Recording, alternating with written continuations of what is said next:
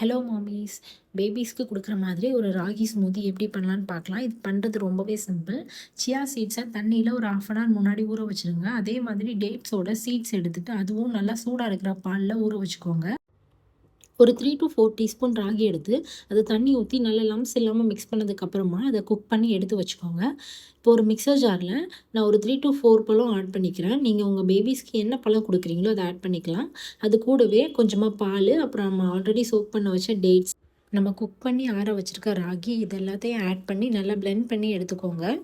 அவ்வளோதான், நம்மளோட ragi banana smoothie ready ஆயிடுச்சு. இப்போ இதை வேற ஒரு பாத்திரத்தில் மாற்றிட்டு நம்ம ஆல்ரெடி சோக் பண்ணி வச்சுருக்க சியா சீட்ஸும் இதில் ஆட் பண்ணிக்கோங்க.